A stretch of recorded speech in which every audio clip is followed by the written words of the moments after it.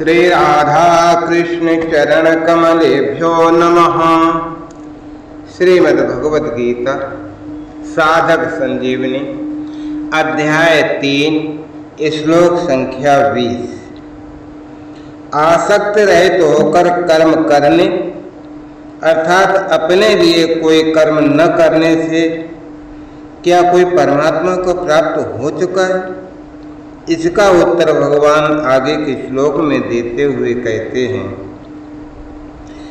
कि कर्मणैव हि संसिद्ध स्थिता जनकादया लोक संग्रहमेवापि संपश्यन् कर्तुमर्हसि। जनकादया राजा जनक जैसे अनेक महापुरुष ही भी कर्मणा कर्मयोग के द्वारा एव ही संसिद्धिम आस्थिता परम शुद्धि को प्राप्त हुए थे। इसलिए लोक संग्रहम संपश्यन अपि लोक संग्रह को देखते हुए भी तू कर्तुम एव अर्हस निष्काम भाव से कर्म करने के ही योग्य है, अर्थात अवश्य कर्म करना चाहिए। कर्मणैव हि संसिद्धामाश्रिता जनकादयः आदि पद प्रवृत्ति आरंभ तथा प्रकार दोनों का वाचक माना जाता है। यदि यहाँ आए आदि पद को प्रवृत्ति का वाचक माना जाए तो जनकादय पद का अर्थ होगा जिनके आदि आरंभ में राजा जनक हैं, अर्थात राजा जनक आदि उनके बाद में होने वाले महापुरुष। परंतु ऐसा अर्थ मानना ठीक नहीं प्रतीत होता, क्योंकि राजा जनक से पहले भी अनेक महापुरुष कर्मों के द्वारा परम सिद्धि को प्राप्त हो चुके थे, जैसे सूर्य, वैवस्वत मनु, राजा इक्ष्वाकु आदि। इसलिए यहाँ आदि पद को प्रकार का वाचक मानना ही उचित है, जिसके अनुसार जनकादय पद का अर्थ है राजा जनक जैसे गृहस्थ आश्रम में रहकर निष्काम भाव से सब कर्म करते हुए परम सिद्धि को प्राप्त हुए महापुरुष, जो राजा जनक से पहले तथा बाद में आज तक हो चुके। कर्मयोग बहुत पुरातन योग है, जिसके द्वारा राजा जनक जैसे अनेक महापुरुष परमात्मा को प्राप्त हो चुके हैं। अतः वर्तमान में तथा भविष्य में भी यदि कोई कर्म योग के द्वारा परमात्मा को प्राप्त करना चाहेगा तो उसे चाहिए कि वह मिली हुई प्राकृत वस्तुओं शरीर आदि को कभी अपनी और अपने लिए न माने। कारण कि वास्तव में वे अपनी और अपने लिए हैं ही नहीं, प्रत्युत संसार की और संसार के लिए हैं। इस वास्तविकता को मानकर संसार से मिली वस्तुओं को संसार की ही सेवा में लगा देने से सुगमता पूर्वक संसार से संबंध विच्छेद होकर परमात्मा प्राप्ति हो जाती है। इसलिए कर्मयोग परमात्मा प्राप्ति का सुगम और श्रेष्ठ तथा स्वतंत्र साधन है, इसमें कोई संदेह नहीं। यहाँ कर्मणा एव पदों का संबंध पूर्व श्लोक के असक्तो ही आचरण कर्म पदों से तथा आसक्त रहित होकर कर्म करने से है, क्योंकि आसक्त रहित होकर कर्म करने से ही मनुष्य कर्म बंधन से मुक्त होता है, केवल कर्म करने से नहीं। केवल कर्म करने से तो प्राणी बंधता है।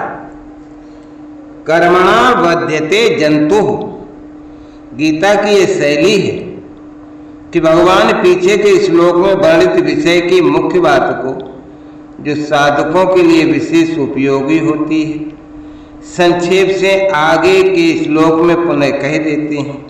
जैसे पीछे 19वें श्लोक में आसक्त रहित होकर कर्म करने की आज्ञा देकर इस 20वें श्लोक में उसी बात को संक्षेप से कर्मणा एवं पदों से कहते हैं। इसी प्रकार आगे 12वें अध्याय के 6ठे श्लोक में वर्णित विषय की वस्तु को बात को 7वें श्लोक में संक्षेप से मैया चेतसाम कहकर पद से पुनः कह देते हैं। यहाँ भगवान कर्मणा एव के स्थान पर योगेन एव भी कह सकते थे, परंतु अर्जुन का आग्रह कर्मों को स्वरूप से त्याग करने का होने से तथा आसक्ति रहित होकर किए गए कर्म योग से ही है। वास्तव में चिन्मय परमात्मा की प्राप्ति जड़ कर्मों से कभी नहीं होती। नित्य प्राप्त परमात्मा का अनुभव होने में जो बाधाएं हैं वे आसक्त रहित होकर कर्म करने से ही दूर हो जाती हैं। फिर सर्वत्र परिपूर्ण स्वतः सिद्ध परमात्मा का अनुभव हो जाता है। इस प्रकार परमात्म तत्व के अनुभव में आने वाली बाधाओं को दूर करने के कारण यहाँ कर्म के द्वारा परम सिद्धि परमात्म तत्व की प्राप्ति की बात कही गई। परमात्मा प्राप्ति संबंधी एक मार्मिक बात, मनुष्य सांसारिक पदार्थों की प्राप्ति की तरह परमात्मा की प्राप्ति को भी कर्मजन्य मान लेते हैं। यही भूल होती है। वे ऐसा विचार करते हैं कि जब किसी बड़े उच्च पदाधिकारी मनुष्य से मिलने में भी इतना परिश्रम करना पड़ता है, तब अनंत कोटि ब्रह्मांड नायक परमात्मा से मिलने में तो बहुत ही परिश्रम, बहुत ही तप व्रत आदि करना पड़ेगा। वस्तुतः यही साधक की सबसे बड़ी भूल है। यहीं पर वो गलती करता है। मनुष्य योनि का कर्मों से घनिष्ठ संबंध है, इसलिए मनुष्य योनि को कर्म संगी, कर्मों में आसक्ति वाली कहा गया है। रजस प्रलयम गत्वा कर्म संगी सुजायते। यही कारण है कि कर्मों में मनुष्य की विशेष प्रवृत्ति रहती है और कर्मों के द्वारा ही अभीष्ट वस्तुओं को प्राप्त करना भी चाहता है। प्रारब्ध का साथ रहने पर वह कर्मों के द्वारा ही अभीष्ट सांसारिक वस्तुओं को प्राप्त कर भी लेता है, जिससे उसकी ये धारणा पुष्ट हो जाती है कि प्रत्येक वस्तु कर्म करने से मिलती है और मिल सकती है। परमात्मा के विषय में भी उसका यही भाव दृढ़ रहता है और वह चेतन परमात्मा को भी जड़ कर्मों के ही द्वारा प्राप्त करने की फिर चेष्टा करता है। परंतु वास्तविकता यही है कि परमात्मा की प्राप्ति कर्मों के द्वारा नहीं होती। इस विषय को बहुत गंभीरता पूर्वक समझना चाहिए। देखो, कर्मों से नाशवान वस्तु अर्थात संसार की प्राप्ति तो हो सकती है, अविनाशी वस्तु परमात्मा की नहीं, क्योंकि संपूर्ण कर्म नाशवान शरीर, इंद्रियां, मन आदि के संबंध से ही तो होते हैं, जबकि परमात्मा की प्राप्ति नाशवान से सर्वथा संबंध विच्छेद होने पर होती है। प्रत्येक कर्म का एक आरंभ होता है, एक अंत होता है। इसलिए कर्म के फल रूप प्राप्त होने वाली वस्तु भी उत्पन्न और नष्ट होने ही वाली होती है। कर्मों के द्वारा उसी वस्तु की प्राप्ति होती है जो देश काल आदि की दृष्टि से दूर अप्राप्त हो। सांसारिक वस्तु एक देश एक काल आदि में रहने वाली, परंतु उत्पन्न और नष्ट होने वाली एवं प्रतिक्षण बदलने वाली होती है। अतः उसकी प्राप्ति कर्म साध्य है। परंतु परमात्मा सब देश में, सब काल में, सब समय में, सब वस्तुओं में, व्यक्तियों में आदि में परिपूर्ण नित्य प्राप्त एवं उत्पत्ति विनाश और परिवर्तन से रहित सर्वथा रहित। देश काल दिस विदिश माही, कहो सो कहाँ जहाँ प्रभु नहीं। अतः उनकी प्राप्ति स्वतः सिद्ध है, कर्म साध्य नहीं है। यही कारण है कि सांसारिक पदार्थों की प्राप्ति चिंतन से नहीं होती, जबकि परमात्मा की प्राप्ति केवल चिंतन से ही हो जाती है। चिंतन ही मुख्य है। चिंतन से वही वस्तु प्राप्त हो सकती है जो समीप से समीप हो। वास्तव में देखा जाए तो परमात्मा की प्राप्ति चिंतन रूप क्रिया से भी नहीं होती। परमात्मा का चिंतन करने की सार्थकता संसार के चिंतन का त्याग कराने में है। संसार का चिंतन सर्वथा छूटते ही नित्य प्राप्त परमात्मा का अनुभव हो जाता है। सर्वव्यापी परमात्मा की हमसे दूरी है ही नहीं और हो सकती भी नहीं। जिससे हम अपनी दूरी नहीं मानते, उस मैंपन से भी परमात्मा अत्यंत समीप है। मैंपन तो परछिन्न है, एक देशी है, और परमात्मा परछन्न नहीं है। ऐसे अत्यंत समीपस्थ नित्य प्राप्त परमात्मा का अनुभव करने के लिए सांसारिक वस्तुओं की प्राप्ति के समान तर्क तथा युक्तियां लगाना अपने आप को बहुत बड़ा धोखा देना है। सांसारिक वस्तु की प्राप्ति इच्छा मात्र से नहीं होती, परंतु परमात्मा की प्राप्ति उत्कट अभिलाषा मात्र से ही हो जाती है। इस उत्कट अभिलाषा के जागृत होने में सांसारिक भोग और संग्रह की इच्छा ही बाधक है, दूसरा कोई बाधक है ही नहीं। यदि परमात्मा की प्राप्ति की उत्कट अभिलाषा अभी जागृत हो जाए अभी, तो अभी ही परमात्मा का अनुभव हो जाए। मनुष्य जीवन का उद्देश्य कर्म करना और उसका फल भोगना है ही नहीं। सांसारिक भोग और संग्रह की इच्छा के त्याग पूर्वक परमात्मा प्राप्ति की उत्कट अभिलाषा तभी जागृत हो सकती है जब साधक के जीवन भर का एक ही उद्देश्य बन जाए, परमात्मा प्राप्ति करना हो जाए। परमात्मा को प्राप्त करने के अतिरिक्त अन्य किसी भी कार्य का कोई महत्व जीवन में न रहे, तब उत्कट अभिलाषा उत्पन्न हो। वास्तव में परमात्मा प्राप्ति के अतिरिक्त मनुष्य जीवन का अन्य कोई प्रयोजन है ही नहीं।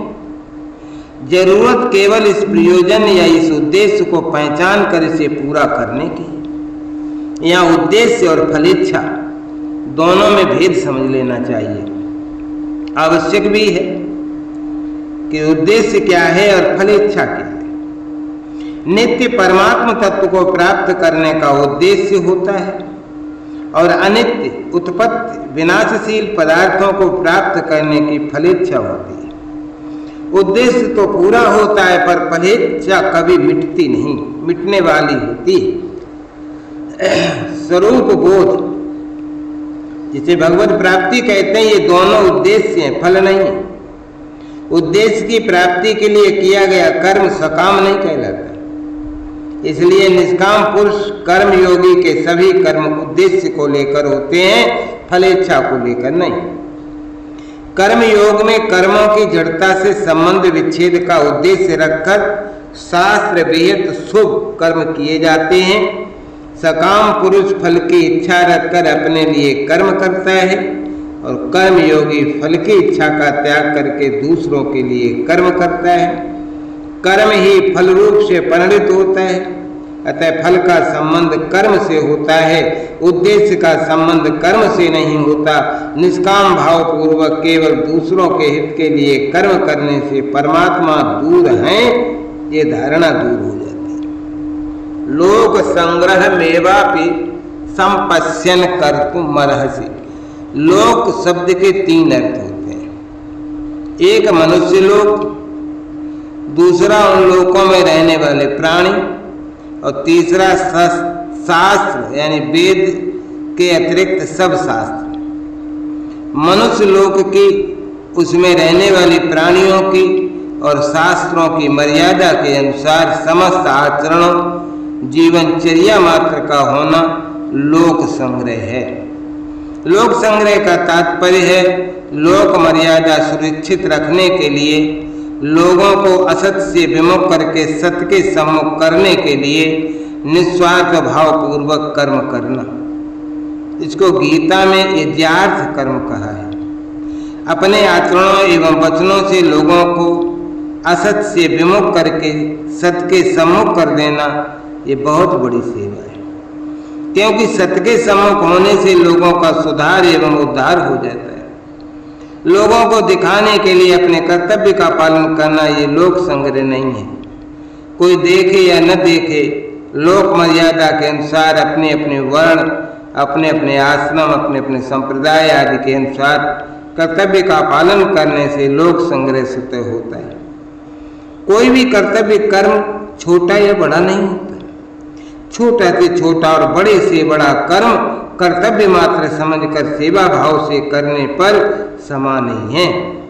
देश काल परिस्थिति अवसर वर्ण आश्रम संप्रदाय आदि के अनुसार जो कर्तव्य कर्म सामने आ जाए वही कर्म बड़ा होता है। कर्म के स्वरूप और फल की दृष्टि से ही कर्म छोटा या बड़ा, घोर या सौम्य प्रतीत होता है। उदाहरण के रूप में देखें कि कर्म के स्वरूप की दृष्टि से झाड़ू लगाना बहुत छोटा कर्म है और व्याख्यान देना बहुत बड़ा कर्म प्रतीत होता है, एवं कर्म फल की दृष्टि से कम दान करने का पुण्य कम और अधिक दान करने का पुण्य अधिक प्रतीत होता है। लेकिन फलेच्छा का त्याग करने पर सभी कर्म उद्देश्य की सिद्धि करने वाले हो जाते हैं। अतः जड़ता से संबंध विच्छेद करने में छोटे बड़े सभी कर्म समान ही। किसी भी मनुष्य का जीवन दूसरों की सहायता के बिना नहीं चल सकता। शरीर माता पिता से मिलता है, विद्या योग्यता शिक्षा आदि गुरुजनों से मिलती है। जो अन्न हम ग्रहण करते हैं दूसरों के द्वारा उत्पन्न किया गया होता है। जो वस्त्र हम पहनते हैं वे दूसरे के द्वारा बनाए गए होते हैं। जिस मकान में हम रहते हैं उसका निर्माण दूसरों के द्वारा किया गया होता है। जिस सड़क पर हम चलते हैं दूसरों के द्वारा बनाई गई होती है। इस प्रकार प्रत्येक मनुष्य का जीवन निर्वाह दूसरों की आश्रित है। अतः हर एक मनुष्य पर दूसरों का ऋण है भाई, जिसे उतारने के लिए यथाशक्ति दूसरों की निस्वार्थ भाव से सेवा हित करना आवश्यक है। अपने कहलाने वाले शरीर आदि संपूर्ण सांसारिक पदार्थों को किंचन मात्र भी अपना और अपने लिए न मानने से ही मनुष्य ऋण मुक्त हो सकता है। यहाँ आए कर्मणि ही संसिद्ध आस्थिता जनकादय पदों से सिद्ध होता है कि कर्म योग मुक्ति का स्वतंत्र साधन है। जनकादि राजाओं ने भी कर्म योग के द्वारा ही परम सिद्धि प्राप्त की, क्योंकि उन्होंने केवल दूसरों की सेवा के लिए, उनको सुख पहुंचाने के लिए ही राज्य किया, अपने लिए राज्य नहीं किया। लोक संग्रह में वापी संपश्यन कर्तुम मरहस पदों का तात्पर्य है कि तेरे को लोगों में कर्म योग का ये आदर्श स्थापित करना चाहिए कि कर्म योग का पालन करने से परम सिद्धि की प्राप्ति हो जाती है। जय राधा जय राधा राधा, जय राधा जय श्री राधा। जय कृष्णा कृष्णा जय कृष्णा जय श्री कृष्णा। श्री सद्गुरुदेव भगवान की जय।